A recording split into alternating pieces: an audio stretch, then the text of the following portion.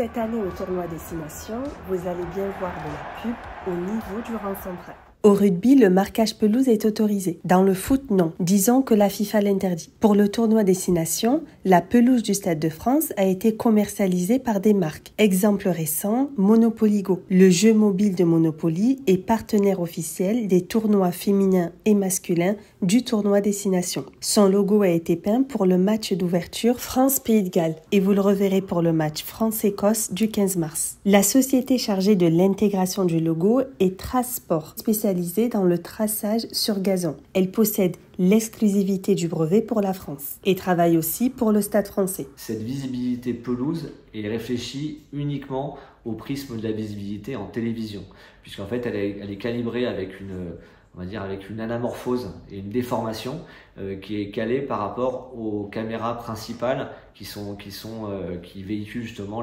les faisceaux pendant le live. Donc ce point-là déjà, c'est que uniquement à vocation des téléspectateurs.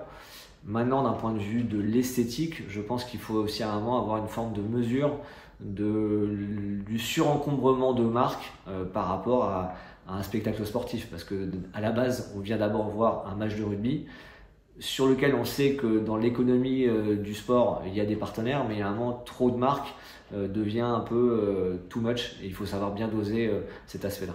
Monopoly Go est un partenaire de la compétition. C'est le comité Destination, avec validation des fédérations, qui délivre ses droits et les négocie. Les autres partenaires présents au niveau du rectangle de jeu sont Guinness, Witness pour la France pour respecter la loi E20, Guinness étant le partenaire naming du tournoi Destination, et BKT. Selon les matchs, BKT ou Monopoly Go est activé. Les partenaires que vous voyez dans les embus, type Société Générale, sont des partenaires de la Fédération française de rugby. Ce sont des partenaires majeurs dont le prix catalogue est de 2,5 millions d'euros. Plusieurs clauses sont négociées dans les contrats, nous précise la fédération. Panneaux LED, billetterie, hospitalité, expérience ou encore droit d'image. Ces partenaires sont aussi des partenaires du 15 de France féminin et des U20. La visibilité est la même sur les trois équipes. On n'est pas dans de la publicité, on est dans du sport. Qu'on regarde du sport dont la marque est la conséquence de la retransmission, donc il faut aller à l'essentiel. C'est-à-dire que vouloir faire d'un panneau LED ou encore plus d'un panneau fixe une campagne de pub, c'est une erreur. Il faut vraiment se dire qu'est-ce qu'on veut maximiser en premier.